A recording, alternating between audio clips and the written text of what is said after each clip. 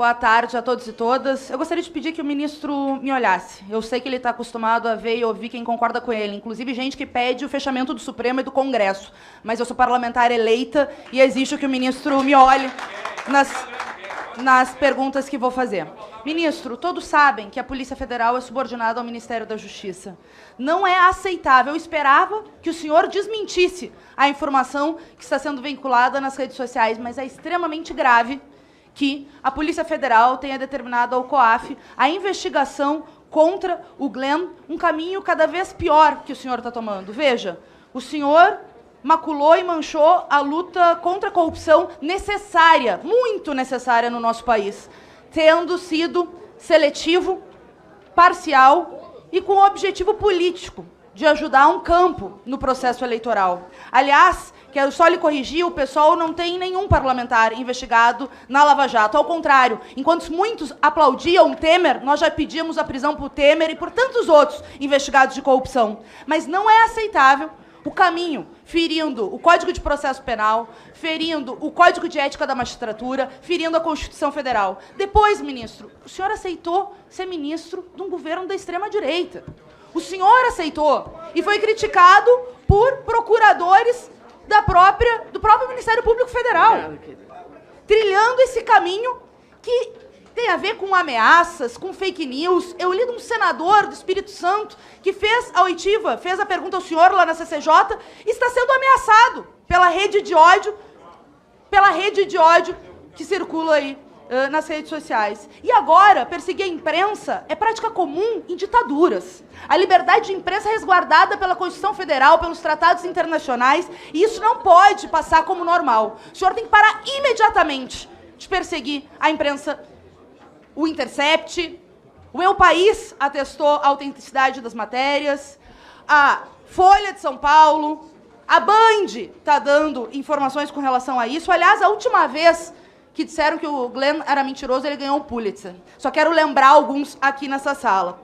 Em segundo lugar, eu queria lhe perguntar sobre um procurador que procurou o Correio Brasiliense, revelando a autenticidade daquelas informações, daquela troca de mensagens, que o senhor, ora diz não serem verdadeiras, ora diz que trechos podem ser, e que diz, na prática, em muitos momentos, que são mentira. O procurador que confirmou a autenticidade daquelas mensagens está mentindo ou o senhor está mentindo nessa comissão? E, em segundo, com relação à corrupção, por que o seu silêncio envolvendo o ministro do Turismo e o ministro envolvendo Caixa 2, Onyx Lorenzoni? Eu fui ao Senado responder as perguntas, vim aqui à Câmara responder as perguntas, estou respondendo as perguntas. Talvez fosse o caso de, quando for feita indagações, se limitarem a algumas, porque fazem 10, 20, não há como responder todos ao mesmo tempo. A questão relativa à invasão hacker. A Polícia Federal está investigando, mesmo antes de eu ter sido, vamos dizer, vítima de uma tentativa de invasão do meu aparelho. Eles estão realizando a investigação. Como eu disse, a Polícia Federal e os órgãos perante os quais ela vai apresentar os seus requerimentos e apresentações têm absoluta autonomia. Eu não interfiro nessas investigações específicas. Então, essa indagação que foi feita aqui tem que ser realizada, não é o caso para mim. Eu não participo dessas investigações específicas, certo? Nós respeitamos a liberdade de imprensa. A minha impressão, aliás, foi quando houve a divulgação desses elementos, logo naquela primeira semana, vai sair algo bombástico, temos material para 1 ano. Eu fiquei com a impressão que, na verdade, o que se queria exatamente era que fosse feita uma busca e apreensão naquele veículo para que a pessoa em questão posasse como uma espécie de mártir da imprensa. Isso não foi feito. Não existe nada a temer em relação àquele material se ele não for adulterado. Eu mesmo falei uma semana depois, divulguem tudo. Não existe problema nenhum. Quanto à declaração, aí, desculpem, é puro teatro. Não é? Nós já falamos aqui, o celular foi apresentado, foi entregue à Polícia Federal. O Telegram, essas regras são públicas, pesquisem, isso já foi objeto lá na questão do Senado. Essas mensagens não existem mais na nuvem. Após 6 meses de inatividade, eu deixei o Telegram em 2017, as mensagens desaparecem. Então isso é público, notório. Então esse teatro Desculpem, não faz sentido. Agradeço aqui algumas ponderações, tá? Deputados, por favor, não pode interromper o ministro.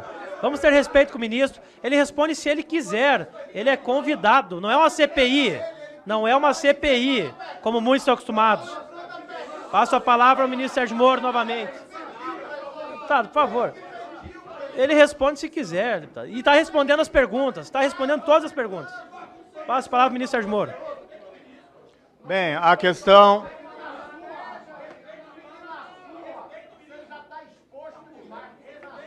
Deputados, por favor, pelo amor de Deus. Bem, aqui, então, algumas indagações.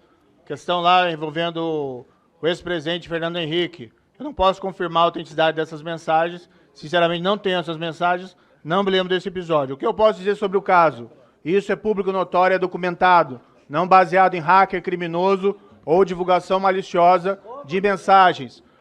O caso do Fernando Henrique foi ao Supremo Tribunal Federal. O Supremo Tribunal Federal mandou a São Paulo diretamente. O caso nunca passou pelas minhas mãos, nunca passou pela Força Tarefa de Curitiba.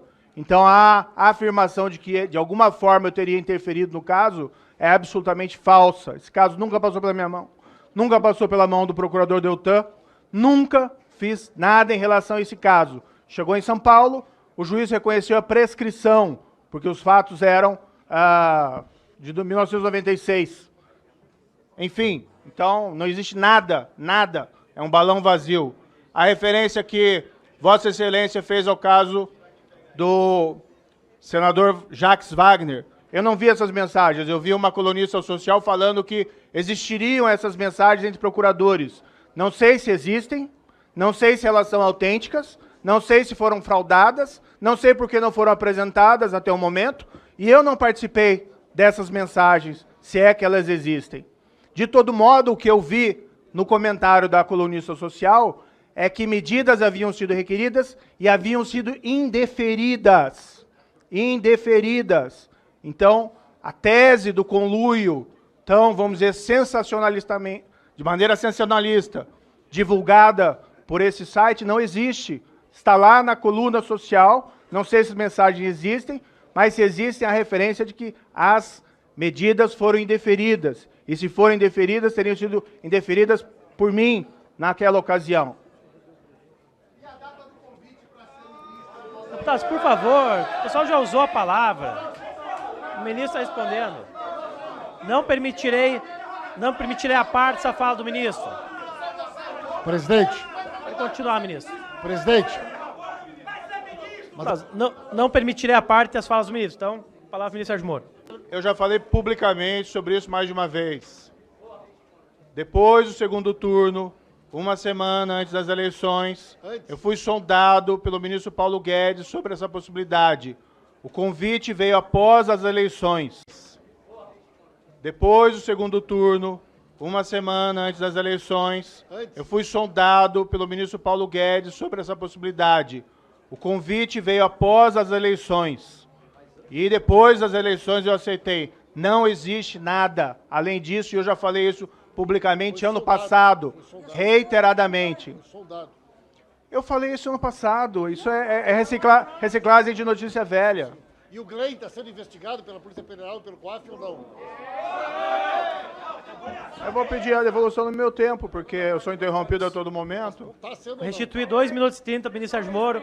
Apenas dizendo que não cabe interpelação ao ministro nesse momento.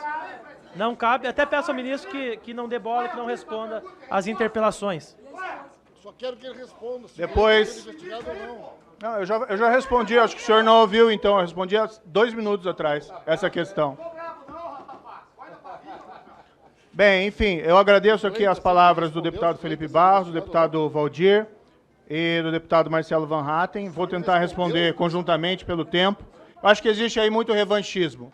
Eu tenho certeza que se durante a condução das operações Lava Jato eu tivesse me omitido, eu tivesse deixado a corrupção simplesmente florescer, virado os olhos para o outro lado, eu não sofreria esses ataques como sofro atualmente. Tenho certeza que isso não aconteceria. Tá? eu acho que tem que pensar no futuro mesmo. Aí já falei nessa casa mais de uma vez, nós apresentamos aquele projeto anticrime, nós estamos trabalhando forte no Poder Executivo para melhorar o quadro de criminalidade, mas nós entendemos aí da necessidade de aprovação do projeto anticrime. A questão que já foi mencionada da procuradora, nem o site sabe quem é aquela pessoa, aparentemente. Mas, enfim, se foi eventualmente aquela procuradora Monique, ela nunca trabalhou comigo, nunca trabalhou na Lava Jato. Então é uma questão de fofoca, uma opinião alheia sobre fatos que não são por ela conhecidos. Se é que é ela, não posso afirmar isso. Eu não participei dessas conversações. Eu acho que foi feita aqui uma questão muito pertinente por vários deputados. Se ouve muito da anulação do processo do ex-presidente. E tem que se perguntar realmente quem defende, então, Sérgio Cabral, Eduardo Cunha, Renato Duque, todos esses inocentes que teriam sido condenados segundo esse site de notícias. Nós precisamos de defensores também dessas pessoas, para defender que elas sejam colocadas, então, imediatamente em liberdade, já que foram condenados pelos malvados procuradores da Operação Lava Jato, os desonestos policiais e o juiz parcial. Dispensa-se a ironia. Deputada Maria do Rosário, por favor, não cabe interpelação ao ministro, tenha um respeito.